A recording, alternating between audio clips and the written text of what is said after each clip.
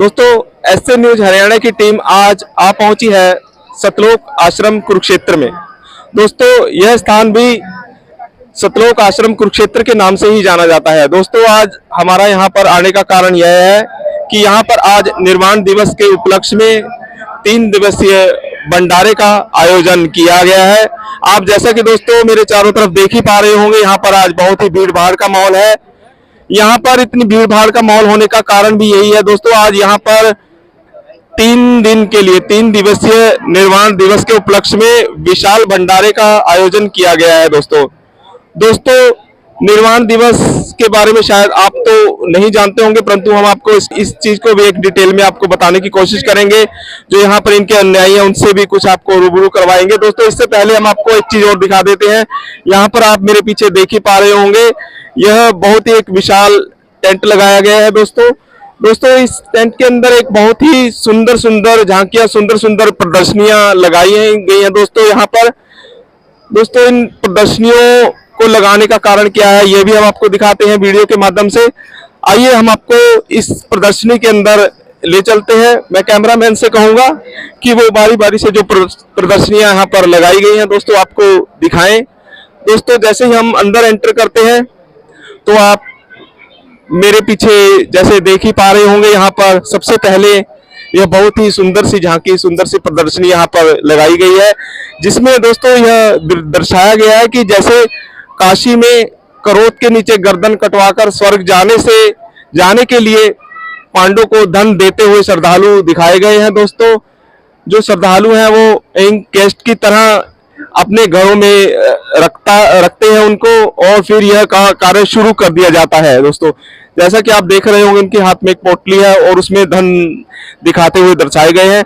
आइए हम आपको एक आगे का दृश्य दिखाते हैं। दोस्तों देखिए दोस्तों, कितनी ही सुंदर तरीके से यह भी प्रदर्शनी यहाँ पर दर्शाई गई है।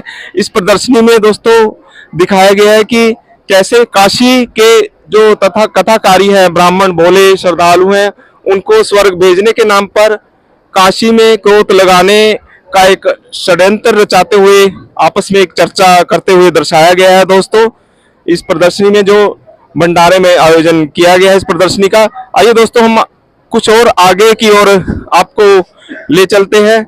यहाँ पर आप आसपास देख पा रहे होंगे और भी लोग हैं जो प्रदर्शनी को देख रहे हैं, इसको जानने की कोशिश कर रहे हैं।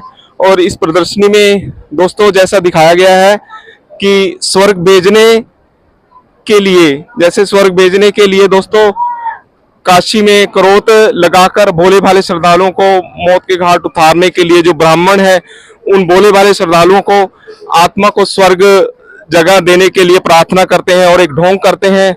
और पांडवों, उस समय के जो पांडव होते हैं उनके द्वारा एक भ्रम फैलाया गया था कि जो क्रोध में कटेगा वो सीधा भगवान की तरफ ही जाता है और स्वर्ग की तरफ जाता है। ऐसा एक भ्रम यहाँ पर दिखाया गया है। यहाँ पर एक प्रदर्शनी में एक दिखाया गया है रूबरू, बिल्कुल देखिए कितने सुंदर तरीके से। दोस्तों, इसके बारे में जानने के लिए और आगे चलते हैं और आपको दिखाते हैं दोस्तों कि यहाँ पर जो ये प्रदर्शनी है इसको दिखाते हुए दोस्तों यहाँ पर एक और प्रदर्शनी में यह सजाया दिखाया गया है कि किस तरह से जो कबीर परमेश्वर हैं जनता का भ्रम निवारण करते हैं और उन्हें बताते हैं भक्ति मार्ग पर, सही भक्ति मार्ग पर लाते हुए दिखाते हैं कि शरीर त्यागने व उनके उद्देश्यों को लोग को और लालची लोगों को जो पांडवों ने भ्रमणा फैलाई हुई थी, काशी में मरने वाला स्वर्ग में जाएगा और मगर में मरने वाला दोस्तों नरक में जाएगा, कुछ इस तरह से दिखाते हुए जो कबीर परमात्मा है उनको सत्संग सुनाते हुए दिखाए गए हैं इस प्रदर्शनी में। दोस्तों, आइए हम आपको और आगे ले चलते हैं। इसमें क्या दिखाया गया है दोस्तों, जैसा आप देख ही पा रहे होंगे दोस्तों, जो ब्राह्मण है जो दोस्तों उनके द्वारा एक ब्राह्मणा फैलाई गई है, अफवाह फैलाई गई है कि कबीर साहिब जी काशी में मगर में अपना जो लीलामय शरीर है वह त्यागते हुए जाते हुए दिखाया गया है। दोस्तों, आप जैसा देख ही पा रहे होंगे, तो इसी ब्राह्मणा को दूर करने के लिए जो कबीर साहिब जी हैं उनको यहाँ पर दिखाया गया है, वो किस तरह से शरीर त्यागते हुए इस प्रदर्शनी में दिखाया गया है। दोस्तों, मैं थोड़ा दर्शकों को थोड़ा दिखाएं और भी आगे की जो व्यवस्था दिखाई गई है दोस्तों, जैसा इसमें आप देख ही पा रहे होंगे जो कितने सुंदर तरीके से इसको सजाया गया है। दोस्तों बोर्ड के माध्यम से आपको दिखाने की कोशिश करेंगे। मैं कैमरामैन से कहूंगा कि जो बिजली खान पठान की जो प्रार्थना है वह कबीर परमेश्वर जी ने भगवान शिव के श्राप से सुख की सूची आमी नदी को फिर से पानी से भी लबालब कर दिया। उस समय एक एक भ्रमणा फैलाई गई थी, एक श्राप दिया गया था इस नदी में कभी जल नहीं आएगा, पर परंतु इसमें दिखाया गया है वो कबीर साहिब जी ने कैसे उस श्राप को दूर करते हुए सूखी नदी में भी जल को बिल्कुल लबालब जल से भर दिया। तो दोस्तों आगे की हम प्रदर्शनी दिखाने की कोशिश करते हैं। आप देखें कि जो आगे की प्रदर्शनी है उसमें दिखाया गया है दोस्तों कि जो कबीर परमेश्वर के पार्थिव शरीर को अपने कब्जे में लेने को तैयार खड़ी नवाब बिजली खान पठान राजा वीर सिंह बघेल है जो, और जो आपसी भाईचारे के सद्भक्ति करने वाले जो अंतिम संदेश देते हैं कबीर परमात्मा जी उनको, परंतु इनके जो मन में उनको दिखाया गया दर्शाने के लिए कि जो शरीर है वो एक तरफ तो ये बिजली खान पठान और दूसरी तरफ और भाईचारे सद्भक्ति करने वाले संदेश को सुनते हुए इस प्रदर्शनी में दिखाया और दर्शाया गया है। दोस्तों आइए और आगे की तरफ दिखाते हैं पूरी हिस्ट्री को। इस प्रदर्शनी के द्वारा कबीर परमात्मा जी ने जो अपने जीवन में लीलाएं की हैं इस प्रदर्शनी के द्वारा दोस्तों उसको दिखाया भी गया है दोस्तों, और उसको समझाया भी गया है।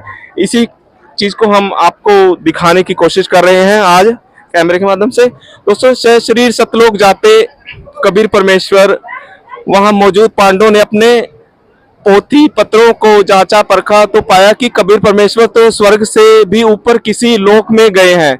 उनके पार्थिव शरीर की जगह सुगंधित फूल मिले हैं दोस्तों, जैसे दिखाया गया है फूलों को दर्शाते हुए। यहाँ पर आपने शायद कुछ सदग्रंथों में भी ऐसा पढ़ा होगा कि वहां से केवल शरीर नहीं और फूल ही मिले थे। तो इस प्रदर्शनी में वो चीज दिखाई गई है दोस्तों, और आगे आपको दिखाने की कोशिश करते हैं दोस्तों। यहाँ पर आप देखेंगे तो दोनों साइड एक एक कपड़े में फूल हैं जो उन्होंने पकड़े हुए हैं। कबीर परमेश्वर जिस शरीर सतलोक जाने के बाद अपनी गलती व पर पछतावे पर आपस में गले मिलते हुए हिंदू और मुस्लिम को भाईचारे का एक संदेश दिया है कबीर साहब ने इस प्रदर्शनी के द्वारा। इस तरह से कबीर परमेश्वर जी ने लालची पांडवों का द्वारा भ्रम फैलाया गया उसका भी निवारण किया, और हिंदू मुस्लिम को एकता का और एक गुट में बांधते हुए उस समय में जो गृह युद्ध छिड़ना था उसको भी बड़े ही धार्मिक तरीके से उसको टाल दिया।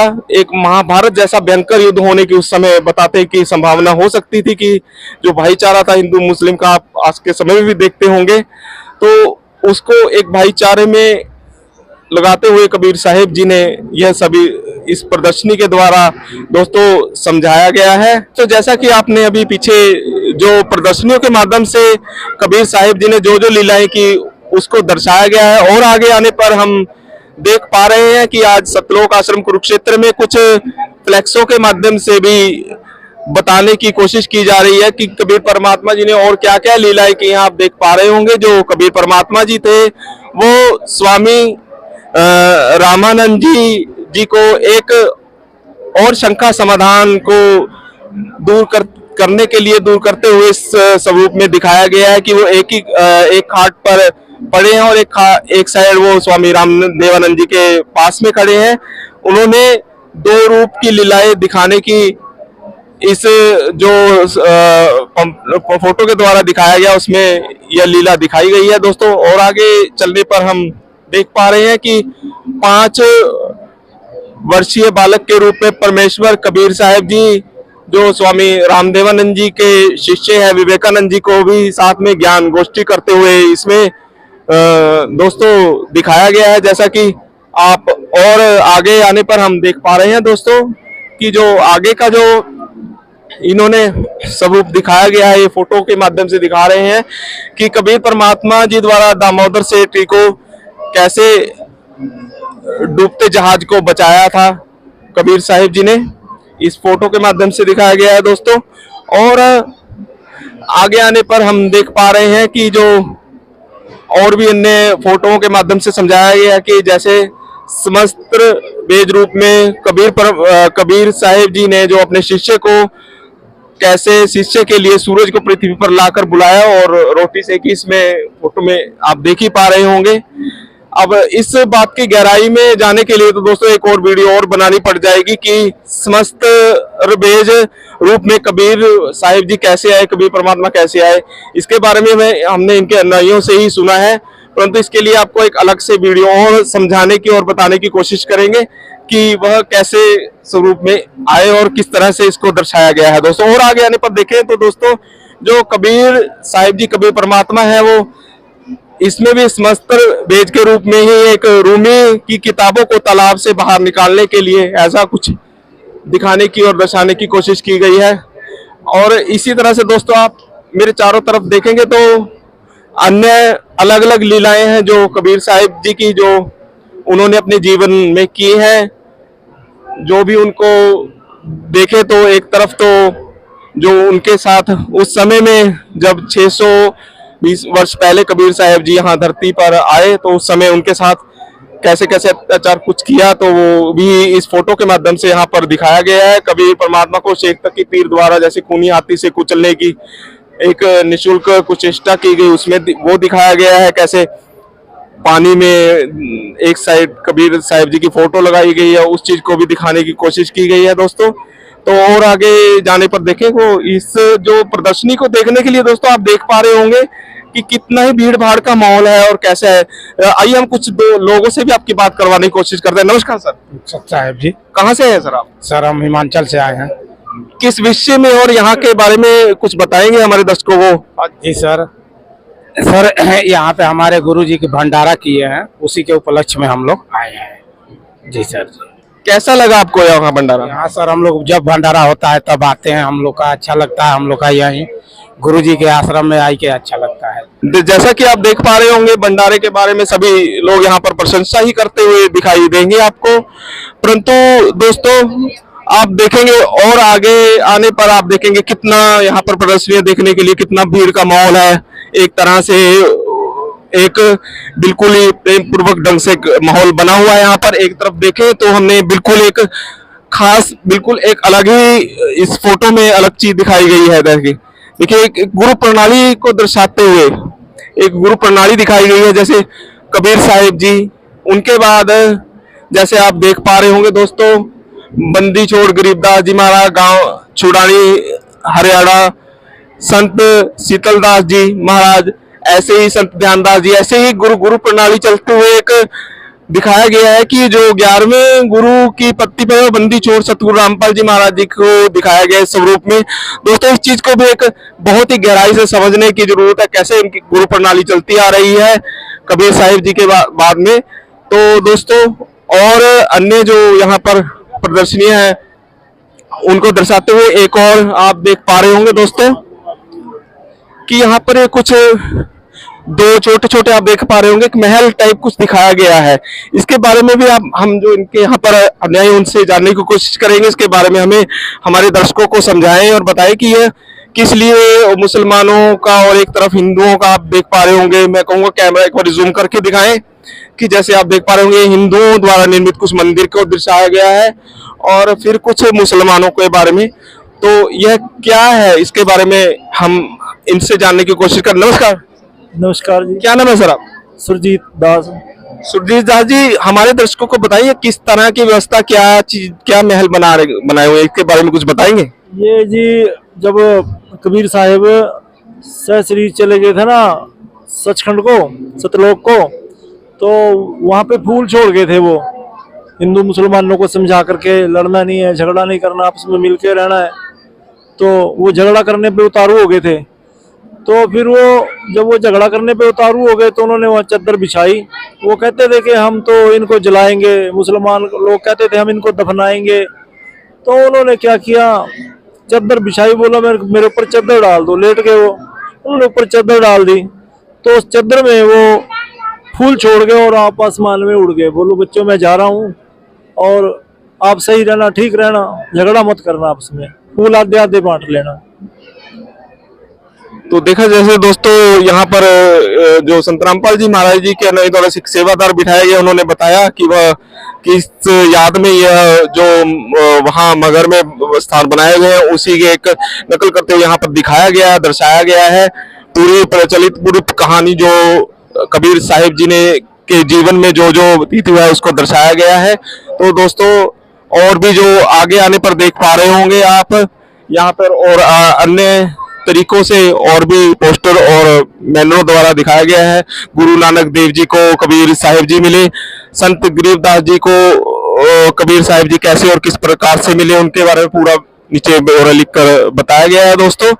और आइए और आगे आपको ले चलते हैं दोस्तों, जैसा जैसा आपको और भी सुंदर तरीके से यहाँ पर प्रदर्शनियां लगाई गई हैं दोस्तों। जैसा कि दोस्तों और आगे आने पर हम आपको दिखा पा रहे हैं कि यहाँ पर कुछ और भी अन्य जो संत रामपाल जी महाराज जी के नहीं और यहाँ पर बैठे आपको दिखाई देंगे इस प्रदर्शनी में। कुछ समझने की भी कोशिश कर रहे हैं, कुछ बुकें खोली हुई हैं।